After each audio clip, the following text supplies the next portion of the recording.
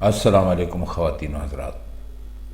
آج مرزا غالب کی جو غزل لے کر ہم اس محفل میں حاضر ہوئے ہیں اس کا پہلا شعر ہے: ذکر میرا ببدی بھی اسے منظور نہیں، غیر کی بات بگڑ جائے تو کچھ دور نہیں۔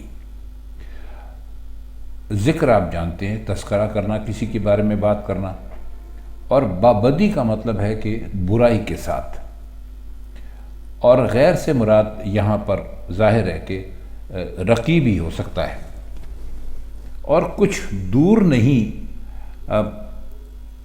اس کا مطلب بہت ہی آسان ہے کہ کچھ بعید نہیں، آپ یہ سمجھ لیجئے۔ ہم کہتے ہیں نا کچھ بعید نہیں، تو بعید ویسے بھی دور کو کہتے ہیں، تو اس میں انہوں نے اس کا ترجمہ کر دیا کہ غیر کی بات بگڑ جائے تو کچھ دور نہیں۔ فرماتے ہیں کہ محبوب کو یہ بھی منظور نہیں کہ کوئی شخص اس کی محفل میں میرا ذکر برائی کے ساتھ کرے، یعنی اسے اتنی نفرت ہو گئی ہے کہ کسی بھی شکل میں میرا نام سننا گوارا نہیں کرتا۔ اب رقیب عادی ہے میری برائیاں کرنے کا، اور اس کے ساتھ میری برائی کا، میرے اندر کیا کیا خامیاں ہیں، غیبت کرنے کی سے مراد ہے ان کی، تو میرا ذکر وہ برائی کے ساتھ ضرور کرتا ہے۔ ظاہر ہے رقیب کا کام ہی یہ ہے، اگر دو عاشق ہیں کسی محبوب کے تو ظاہر ہے دونوں کی کوشش ہوتی ہے کہ محبوب مجھے زیادہ چاہے، تو وہ غالب کی برائی کرتا ہے کہ یہ ایسے ہیں ویسے ہیں۔ تو کہتے ہیں کہ اب اس پر اگر میرا محبوب بگڑ جائے اور رقیب کو بھی اپنے غصے کا نشانہ بنا لے تو کچھ بعید نہیں۔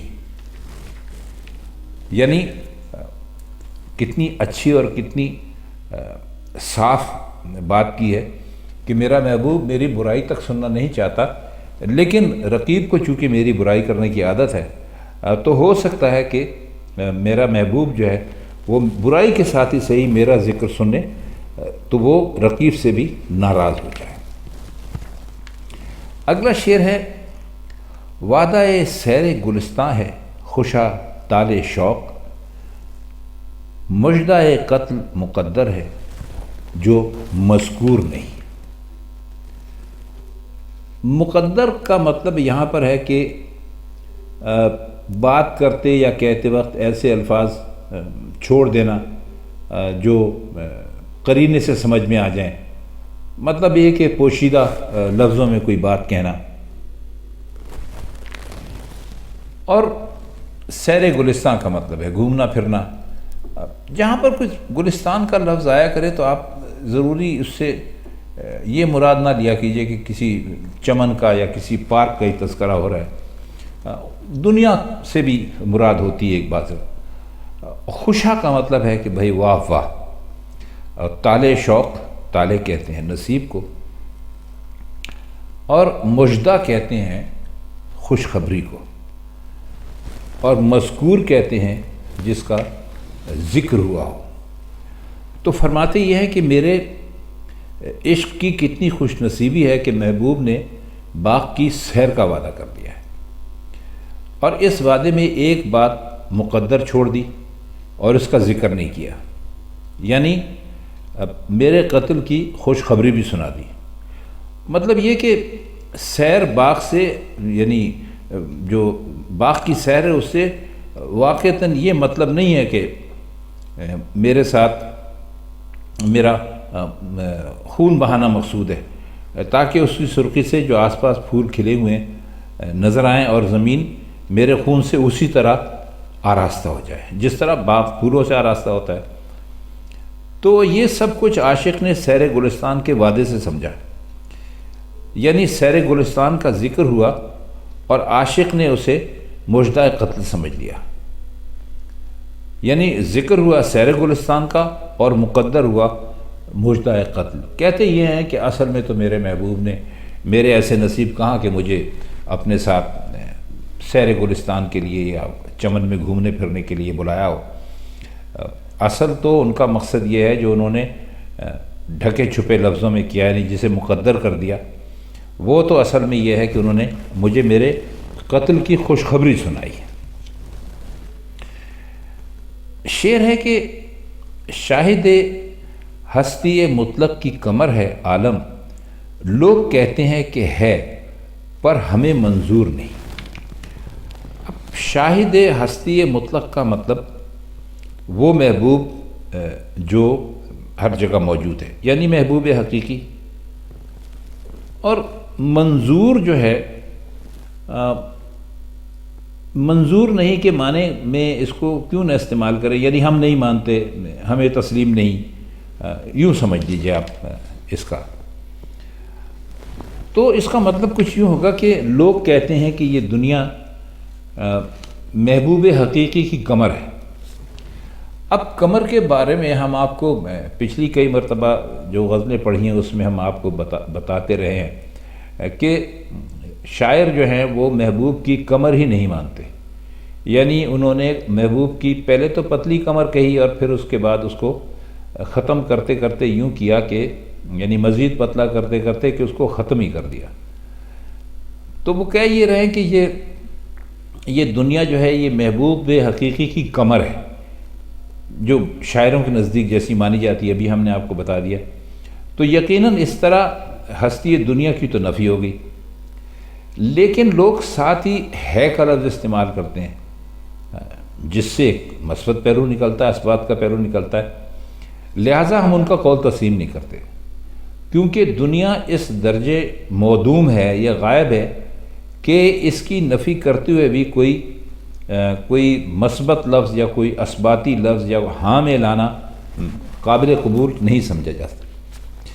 آپ اس کو 2-3 مرتبہ اس شعر کو سنیے گا اور پھر یہ جو ہم نے آپ کے سامنے مطلب کرنے کی کوشش کی ہے اسے بھی سمجھیے گا، تو یہ شعر انشاءاللہ تعالی آپ کی سمجھ میں بہت اچھی طرح آ جائے گا۔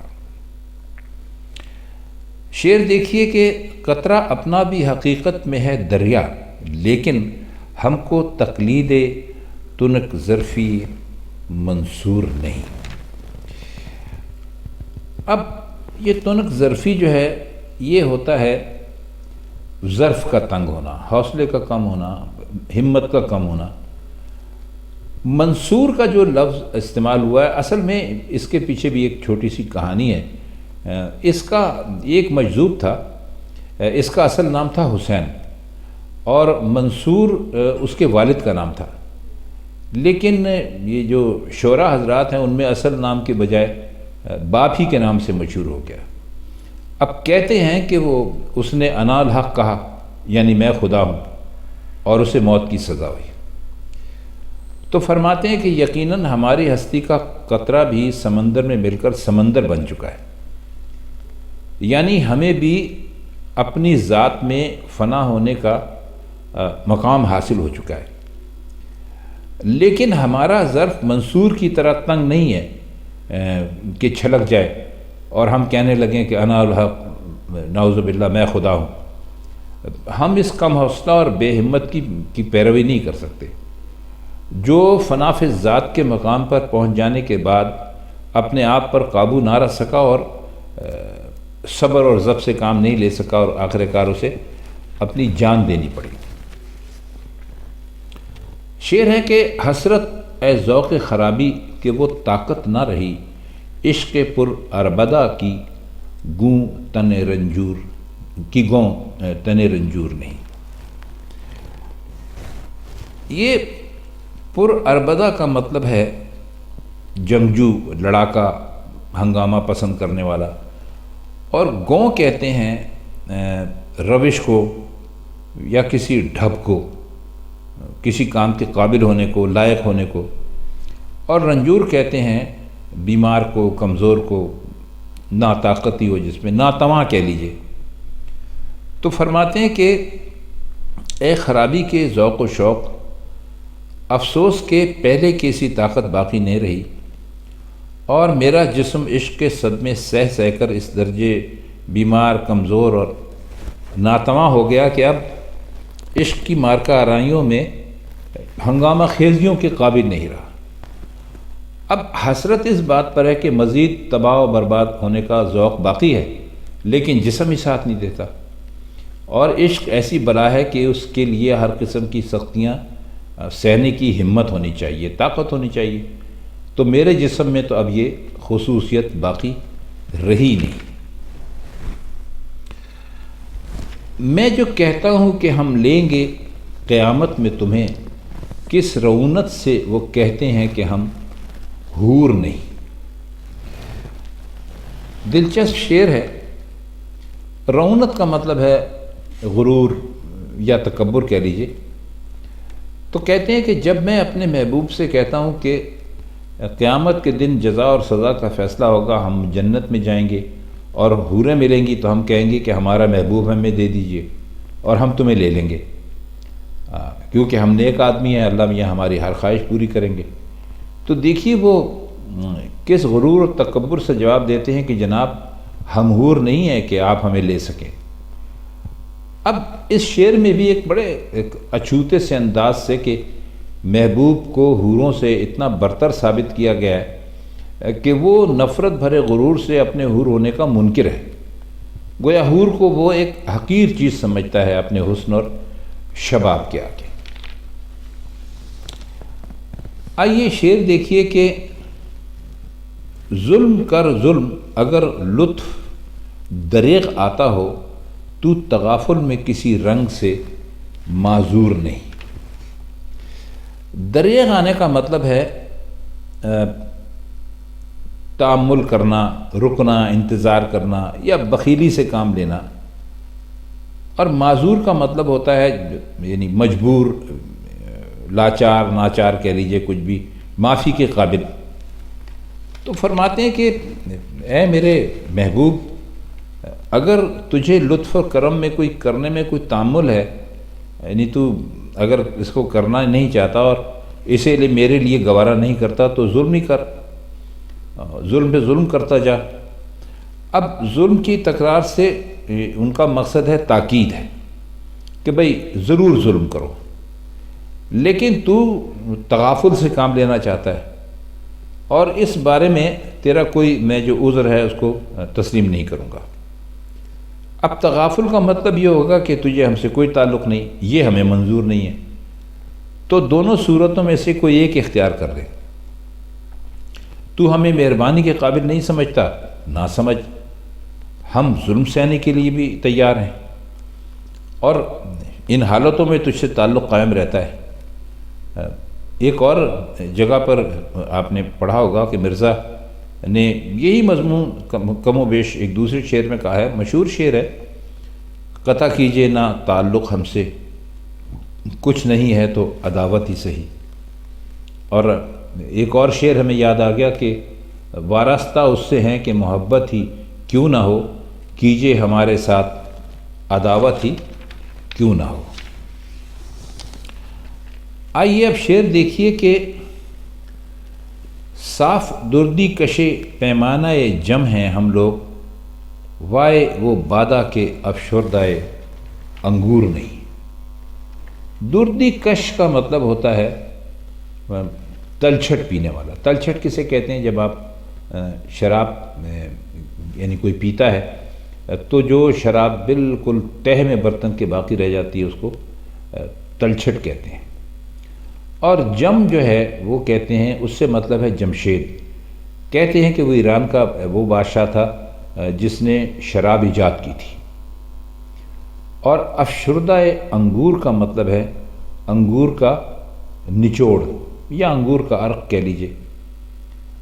تو فرماتے ہیں کہ ہم لوگ جمشید کے پیالے کی تلچھٹ پینے والے ہیں، اس شراب پر افسوس جو انگور کے عرق سے تیار نہ کی گئی ہو۔ اب اپنی شراب نوشی کو جمشید سے منسوب کر کے اس کا رتبہ جو تھا وہ بہت بلند کر دیا۔ پھر کہا کہ اس رتبے کے میکشوں کے لیے یعنی شرابیوں کے لیے عرق انگور کے سوا جو شراب ملے وہ بڑی افسوس کی بات ہے۔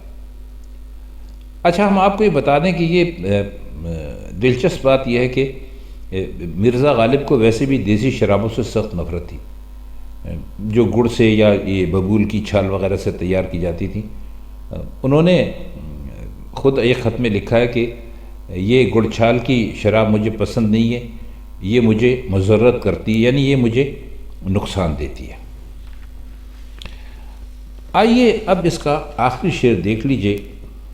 ہوں ظہوری کے مقابل میں خفائی غالب، میرے دعوے پہ یہ حجت ہے کہ مشہور نہیں۔ ظہوری اس کے لفظی معنی تو ہیں صاحب ظہور، یعنی ظاہر اور دکھائی دینے والا، اور یہ اصل میں فارسی کے ایک مشہور شاعر اور ادیب تھے جنہوں نے اپنی زندگی کا بہت بڑا حصہ ہندوستان میں گزارا تھا، بیجاپور کے مقام میں، اور وہیں وفات بھی پائی۔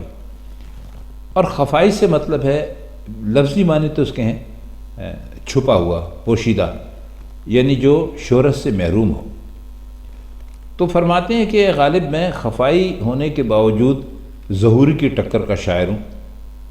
میرے دعوے پر بد دلیل یہ ہے کہ مجھے شہرت حاصل نہیں، چونکہ میں مشہور نہیں، اس لیے ظہوری کے مقابلے میں مجھے خفائی کہنا چاہیے، لیکن مشہور نہ ہونے کے باوجود میں ظہوری کا مد مقابل ہوں۔ تو خواتین و حضرات، یہ مرزا غالب کی آج کی غزل اور اس کے مشکل الفاظ کی معنی اور کچھ اس کا مطلب ہم نے کرنے کی کوشش کی۔ اگر آپ کو یہ غزل پسند آئی ہو تو ہمیں بہت خوشی ہوگی، اور اگر ممکن ہوا کرے تو آپ ہماری کی ہوئی تشریح سن کر ہمارے چینل کو لائک اور سبسکرائب بھی کر دیا کیجیے۔ تو آپ سے ملاقات ہوتی ہے مرزا غالب کی کسی اور غزل کے ساتھ کسی اور محفل میں۔ تب تک کے لیے ہم چاہتے ہیں آپ سے اجازت۔ خدا حافظ۔